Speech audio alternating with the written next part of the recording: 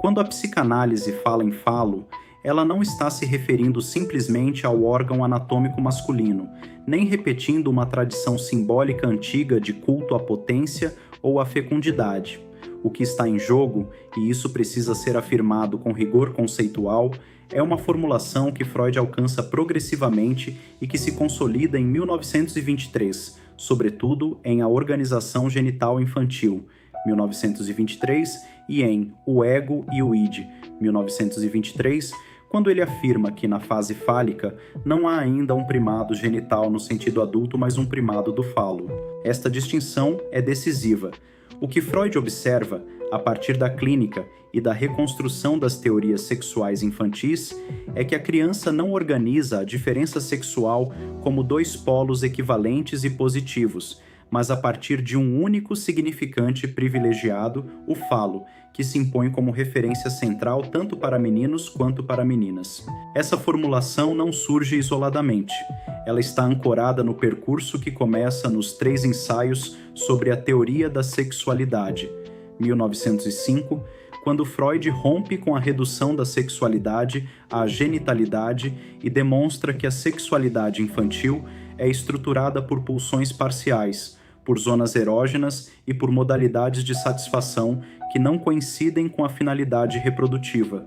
É nesse caminho que ele vai mostrando que a organização da sexualidade não é dada biologicamente de forma acabada, mas se constitui progressivamente, atravessada por fantasias, investigações infantis e conflitos. Quando mais tarde, em 1923, e descreve a organização genital infantil como fase fálica, ele está sistematizando uma descoberta clínica. A criança atribui ao órgão masculino uma posição organizadora e interpreta a diferença sexual a partir da presença ou da ausência desse órgão. Não se trata de uma constatação anatômica neutra, mas de uma construção psíquica. O complexo de castração, cuja importância Freud já havia indicado em textos como A Dissolução do Complexo de Édipo, 1924, só pode ser plenamente compreendido se for articulado a esse primado do falo. Para o menino, a ameaça de castração aparece como possibilidade de perda do órgão, vinculada às proibições parentais e à interdição do desejo incestuoso. Para a menina, a percepção da ausência é lida, inicialmente, como privação. Em ambos os casos, o que está em jogo não é apenas o órgão, mas a significação que ele assume na economia do desejo. O falo torna-se o nome daquilo que concentra valor, potência e reconhecimento, e a castração introduz o limite, a lei, a impossibilidade de um gozo absoluto. Essa articulação entre falo e castração só ganha sua plena dimensão quando a colocamos no interior da metapsicologia freudiana. Em As Pulsões e Seus Destinos, 1915, Freud define a pulsão como conceito fronteiriço entre o somático e o psíquico, representante psíquico de excitações provenientes do interior do corpo. Se pensarmos a fase fálica a partir desse enquadramento, compreendemos que o investimento no falo não é apenas uma representação imaginária, mas uma organização específica da energia libidinal.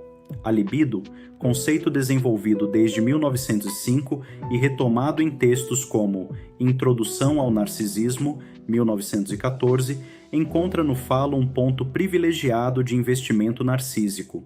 O órgão, ou melhor, sua representação psíquica, passa a funcionar como condensador da libido, como eixo de identificação e como referência de poder. A teoria do narcisismo é fundamental aqui. Quando Freud descreve o narcisismo primário como investimento libidinal do próprio eu, ele abre caminho para compreender por que a ameaça de castração atinge o sujeito em seu núcleo mais sensível. Não se trata apenas de perder algo corporal, mas de sofrer uma ferida narcísica, uma perda de lugar, uma destituição simbólica. O falo, enquanto referência de valor, articula-se ao eu ideal e às formações do supereu, tal como descritas em O Ego e o Id, 1923. A renúncia ao gozo incestuoso, sob a ameaça de castração, não é apenas uma imposição moral externa. Ela é o momento estruturante em que o sujeito se insere na ordem da cultura, internalizando a lei. Essa inserção na cultura não pode ser dissociada do que Freud desenvolve em O Mal-Estar na Civilização, 1930. A renúncia pulsional exigida pela cultura implica sempre uma limitação do gozo. A fase fálica, articulada ao complexo de Édipo e à castração, é um dos momentos privilegiados dessa experiência de limite. O sujeito aprende que não pode ocupar todos os lugares, que não pode ser o objeto exclusivo do desejo do outro, que não pode preservar intacto um gozo narcísico originário. A promessa de potência associada ao falo é atravessada pela interdição, e é nesse atravessamento que se constitui o sujeito desejante. É por isso que reduzir o falo ao órgão anatômico é empobrecer radicalmente a teoria freudiana. O falo, na psicanálise, é uma função organizadora do desejo e da diferença. Ele emerge como ponto de referência na investigação sexual infantil, como Freud descreve em 1908 em Teorias Sexuais Infantis, e ganha estatuto estrutural na formulação de 1923. Ele é inseparável da castração porque é precisamente enquanto portador de valor que pode ser ameaçado, perdido ou simbolicamente interditado. A criança, ao confrontar-se com a diferença sexual, constrói teorias, interpreta a ausência como perda, organiza fantasias e reconfigura seus investimentos libidinais. Tudo isso se inscreve no campo da metapsicologia, na articulação entre pulsão, narcisismo, identificação e lei. Portanto, quando falamos em falo na teoria psicanalítica, falamos do modo como o sujeito organiza sua relação com o desejo, com a falta e com o limite. Falamos de uma função que emerge na sexualidade infantil, se articula ao complexo de Édipo, a castração e a formação do supereu, e se inscreve na economia pulsional descrita por Freud ao longo de sua obra.